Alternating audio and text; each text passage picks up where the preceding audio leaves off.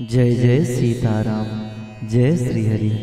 प्यारे भक्तजनों, आप सभी को मेरा सादर प्रणाम। भक्तों, आज के इस वीडियो में हम सभी भगवान विष्णु के कृपा पात्र बनने हेतु उनके सबसे प्रभावशाली महामंत्र का जाप करने वाले हैं, जिस महामंत्र के जाप करने से हमारे जीवन से सभी कष्ट दूर हो जाएंगे।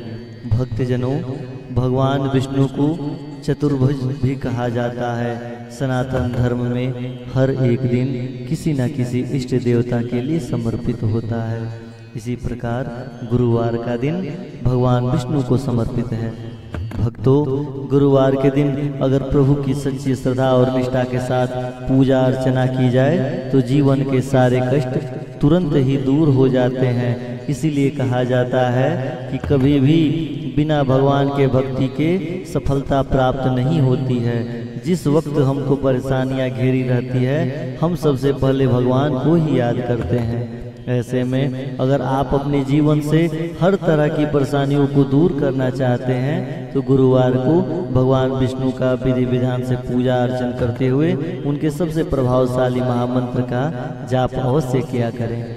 भक्तजनों, गुरुवार का दिन देवी देवताओं के गुरु बृहस्पति का भी दिन माना गया है। गुरुवार का व्रत करके भगवान विष्णु का पूजन करके बहुत ही लाभ की प्राप्ति किया जाता है। कहते हैं कि भगवान विष्णु जीवन के हर बाधा को मुक्त कर देते हैं और भक्तों पर बड़ा कृपा बरसाते हैं। अगर आप गुरुवार के महामंत्र का जाप करना शुरू कर दें तो श्री विष्णु भगवान स्वयं प्रसन्न होके अनंत फल की प्राप्ति करा देंगे। श्री विष्णु भगवान के मंत्र के जाप से जीवन के सारे कष्ट दूर होकर हम सुख और शांति की प्राप्ति कर लेंगे। विष्णु जी की पूजा भजन स्मरण और मंत्र जाप करने से भगवान विष्णु जी जल्दी प्रसन्न हो जाते हैं। तो आइए भक्तजनों, ज्यादा विलंब न करते हुए भगवान विष्णु की कृपा पात्र बनने हेतु और उनकी कृपा को प्राप्त करने हेतु उनके सबसे प्रभावशाली महामंत्र का जाप हम और आप मिलकर 108 बार करते हैं और श्री विष्णु भगवान के सानिध्य में चलते हैं। जय जय श्री विष्णु भगवान। शांताकारं भुजगशयनं पद्मनाभं सुरेशं विश्वाधारं गगनसदृशं मेघवर्णं शुभांगं लक्ष्मीकान्तं कमलनयनं योगीवदर्यानगम्यं वन्दे विष्णु भवभयहरं सर्वलोकैकनाथम्। शान्ताकारं भुजगशयनं पद्मनाभं सुरेशं विश्वाधारं गगनसदृशं मेघवर्णं शुभांगं लक्ष्मीकान्तं कमलनयनं योगीवदर्यानगम्यं वन्दे विष्णु भवभयहरं सर्वलोकैकनाथम्। शान्ताकारं भुजगशयनं पद्मनाभं सुरेशं विश्वाधारं गगनसदृशं मेघवर्णं शुभांगं लक्ष्मीकान्तं कमलनयनं योगीवदर्यानगम्यं वन्दे विष्णु भवभयहरं सर्वलोकैकनाथम्। शान्ताकारं भुजगशयनं पद्मनाभं सुरेशं विश्वाधारं गगनसदृशं मेघवर्णं शुभांगं लक्ष्मीकान्तं कमलनयनं योगीवदर्यानगम्यं वन्दे विष्णु भवभयहरं सर्वलोकैकनाथम् शान्ताकारं भुजगशयनं पद्मनाभं सुरेशं विश्वाधारं गगनसदृशं मेघवर्णं शुभांगं लक्ष्मीकान्तं कमलनयनं योगीवदर्यानगम्यं वन्दे विष्णु भवभयहरं सर्वलोकैकनाथम् शान्ताकारं भुजगशयनं पद्मनाभं सुरेशं विश्वाधारं गगनसदृशं मेघवर्णं शुभांगं लक्ष्मीकान्तं कमलनयनं योगीवदर्यानगम्यं वन्दे विष्णु भवभयहरं सर्वलोकैकनाथम् शान्ताकारं भुजगशयनं पद्मनाभं सुरेशं विश्वाधारं गगनसदृशं मेघवर्णं शुभांगं लक्ष्मीकान्तं कमलनयनं योगीवदर्यानगम्यं वन्दे विष्णु भवभयहरं सर्वलोकैकनाथम् शान्ताकारं भुजगशयनं पद्मनाभं सुरेशं विश्वाधारं गगनसदृशं मेघवर्णं शुभांगं लक्ष्मीकान्तं कमलनयनं योगीवदर्यानगम्यं वन्दे विष्णु भवभयहरं सर्वलोकैकनाथम् शान्ताकारं भुजगशयनं पद्मनाभं सुरेशं विश्वाधारं गगनसदृशं मेघवर्णं शुभांगं लक्ष्मीकान्तं कमलनयनं योगीवदर्यानगम्यं वन्दे विष्णु भवभयहरं सर्वलोकैकनाथम्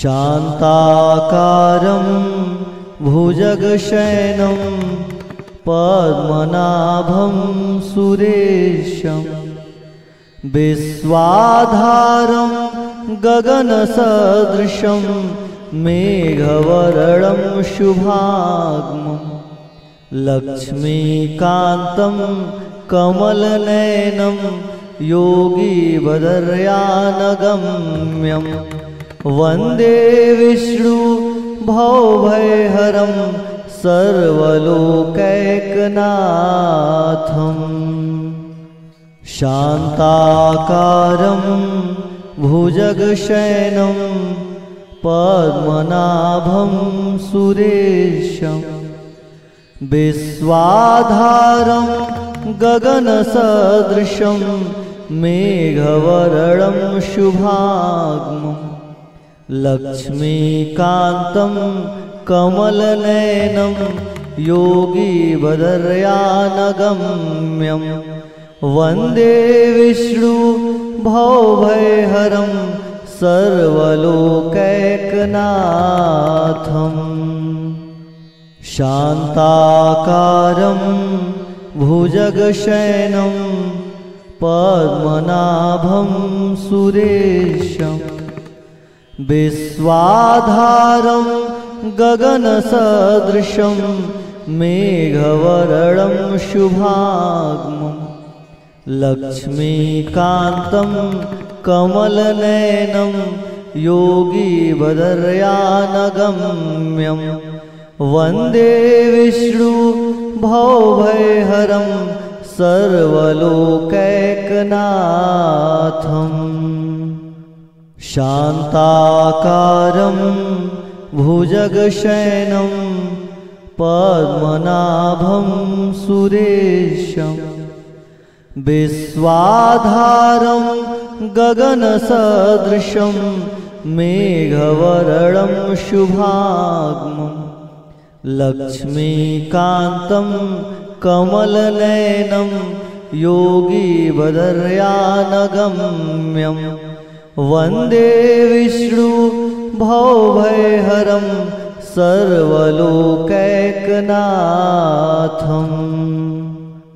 शान्ताकारं भुजगशयनं पद्मनाभं सुरेशं विश्वाधारं गगनसदृशं मेघवर्णं शुभांगं लक्ष्मीकान्तं कमलनयनं योगीवदर्यानगम्यं वन्दे विष्णु भवभयहरं सर्वलोकैकनाथम्।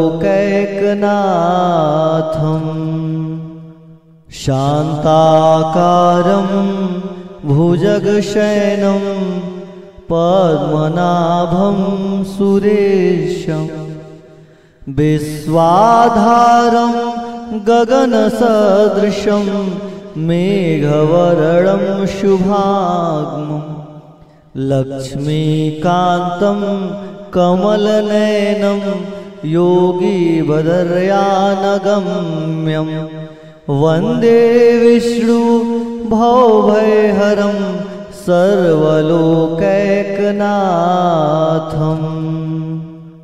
शान्ताकारं भुजगशयनं पद्मनाभं सुरेशं विश्वाधारं गगनसदृशं मेघवर्णं शुभांगं लक्ष्मीकान्तं कमलनयनं योगीवदर्यानगम्यं वन्दे विष्णु भवभयहरं सर्वलोकैकनाथम्।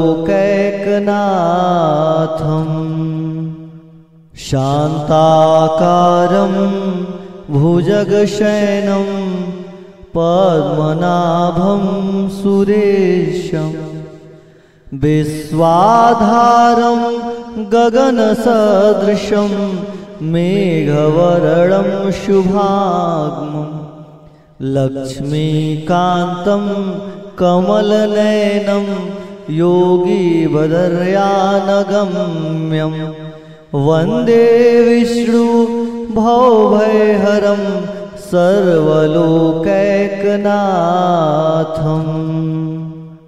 शान्ताकारं भुजगशयनं पद्मनाभं सुरेशं विश्वाधारं गगनसदृशं मेघवर्णं शुभांगं लक्ष्मीकान्तं कमलनयनं योगीवदर्यानगम्यं वन्दे विष्णु भवभयहरं सर्वलोकैकनाथम्। शान्ताकारं भुजगशयनं पद्मनाभं सुरेशं विश्वाधारं गगनसदृशं मेघवर्णं शुभांगं लक्ष्मीकान्तं कमलनयनं योगीवदर्यानगम्यं वन्दे विष्णु भवभयहरं सर्वलोकैकनाथम्। शान्ताकारं भुजगशयनं पद्मनाभं सुरेशं विश्वाधारं गगनसदृशं मेघवर्णं शुभांगं लक्ष्मीकान्तं कमलनयनं योगीवदर्यानगम्यं वन्दे विष्णु भवभयहरं सर्वलोकैकनाथम्। शान्ताकारं भुजगशयनं पद्मनाभं सुरेशं विश्वाधारं गगनसदृशं मेघवर्णं शुभांगं लक्ष्मीकान्तं कमलनयनं योगीवदर्यानगम्यं वन्दे विष्णु भवभयहरं सर्वलोकैकनाथम्। शान्ताकारं भुजगशयनं पद्मनाभं सुरेशं विश्वाधारं गगनसदृशं मेघवर्णं शुभांगं लक्ष्मीकान्तं कमलनयनं योगीवदर्यानगम्यं वन्दे विष्णु भवभयहरं सर्वलोकैकनाथम्। शान्ताकारं भुजगशयनं पद्मनाभं सुरेशं विश्वाधारं गगनसदृशं मेघवर्णं शुभांगं लक्ष्मीकान्तं कमलनयनं योगीवदर्यानगम्यं वन्दे विष्णु भवभयहरं सर्वलोकैकनाथम्। शान्ताकारं भुजगशयनं पद्मनाभं सुरेशं विश्वाधारं गगनसदृशं मेघवर्णं शुभांगं लक्ष्मीकान्तं कमलनयनं योगीवदर्यानगम्यं वन्दे विष्णु भवभयहरं सर्वलोकैकनाथम्। शान्ताकारं भुजगशयनं पद्मनाभं सुरेशं विश्वाधारं गगनसदृशं मेघवर्णं शुभांगं लक्ष्मीकान्तं कमलनयनं योगीवदर्यानगम्यं वन्दे विष्णु भवभयहरं सर्वलोकैकनाथम्।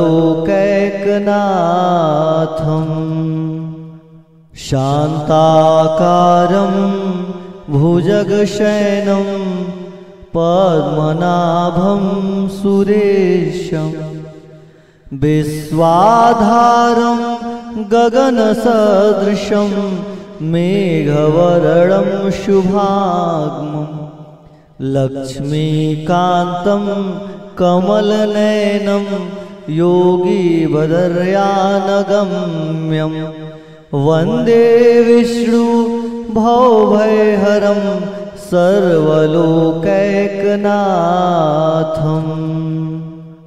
शान्ताकारं भुजगशयनं पद्मनाभं सुरेशं विश्वाधारं गगनसदृशं मेघवर्णं शुभांगं लक्ष्मीकान्तं कमलनयनं योगीवदर्यानगम्यं वन्दे विष्णु भवभयहरं सर्वलोकैकनाथम्। शान्ताकारं भुजगशयनं पद्मनाभं सुरेशं विश्वाधारं गगनसदृशं मेघवर्णं शुभांगं लक्ष्मीकान्तं कमलनयनं योगीवदर्यानगम्यं वन्दे विष्णु भवभयहरं सर्वलोकैकनाथम्। शान्ताकारं भुजगशयनं पद्मनाभं सुरेशं विश्वाधारं गगनसदृशं मेघवर्णं शुभांगं लक्ष्मीकान्तं कमलनयनं योगीवदर्यानगम्यं वन्दे विष्णु भवभयहरं सर्वलोकैकनाथम्। शान्ताकारं भुजगशयनं पद्मनाभं सुरेशं विश्वाधारं गगनसदृशं मेघवर्णं शुभांगं लक्ष्मीकान्तं कमलनयनं योगीवदर्यानगम्यं वन्दे विष्णु भवभयहरं सर्वलोकैकनाथम्। शान्ताकारं भुजगशयनं पद्मनाभं सुरेशं विश्वाधारं गगनसदृशं मेघवर्णं शुभांगं लक्ष्मीकान्तं कमलनयनं योगीवदर्यानगम्यं वन्दे विष्णु भवभयहरं सर्वलोकैकनाथम्। शान्ताकारं भुजगशयनं पद्मनाभं सुरेशं विश्वाधारं गगनसदृशं मेघवर्णं शुभांगं लक्ष्मीकान्तं कमलनयनं योगीवदर्यानगम्यं वन्दे विष्णु भवभयहरं सर्वलोकैकनाथम्।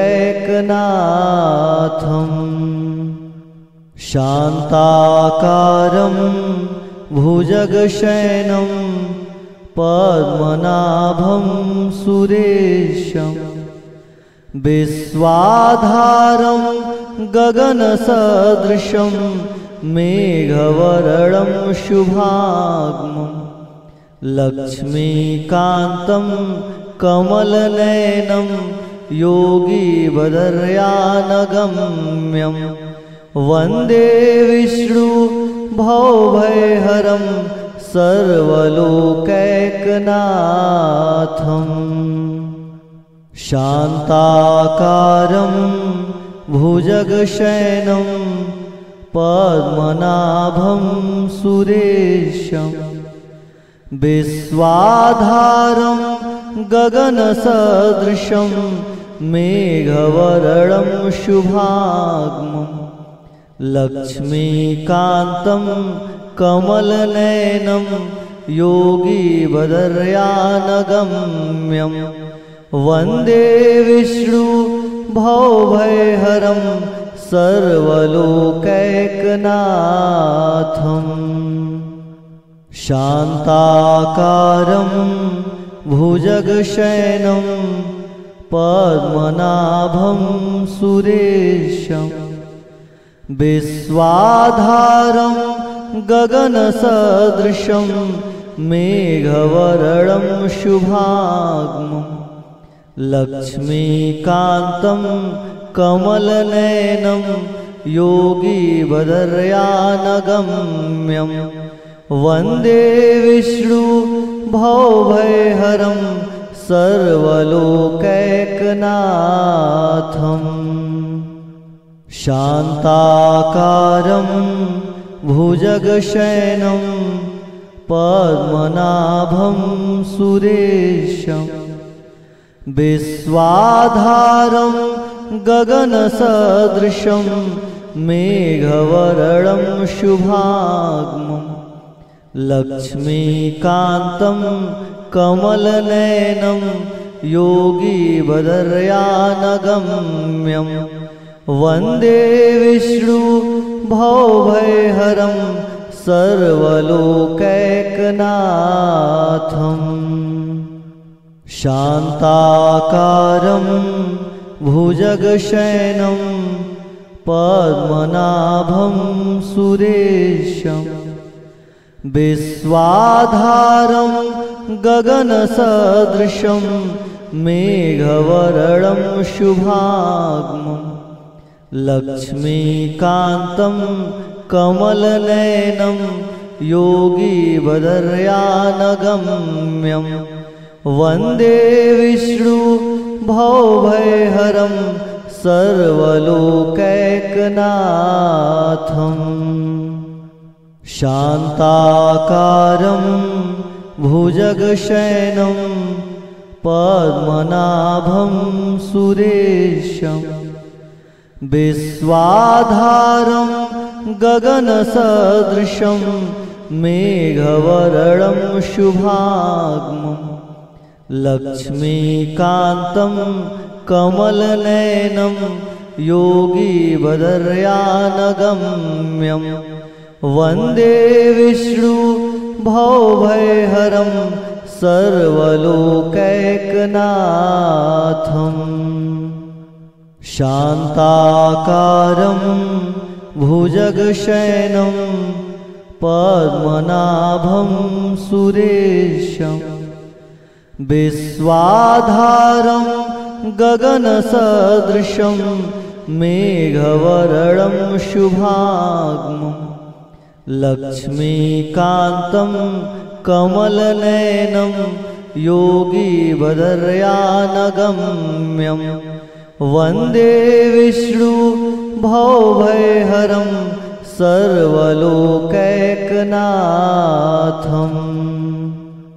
शान्ताकारं भुजगशयनं पद्मनाभं सुरेशं विश्वाधारं गगनसदृशं मेघवर्णं शुभांगं लक्ष्मीकान्तं कमलनयनं योगीवदर्यानगम्यं वन्दे विष्णु भवभयहरं सर्वलोकैकनाथम् शान्ताकारं भुजगशयनं पद्मनाभं सुरेशं विश्वाधारं गगनसदृशं मेघवर्णं शुभांगं लक्ष्मीकान्तं कमलनयनं योगीवदर्यानगम्यं वन्दे विष्णु भवभयहरं सर्वलोकैकनाथम् शान्ताकारं भुजगशयनं पद्मनाभं सुरेशं विश्वाधारं गगनसदृशं मेघवर्णं शुभांगं लक्ष्मीकान्तं कमलनयनं योगी भद्रयानगम्यं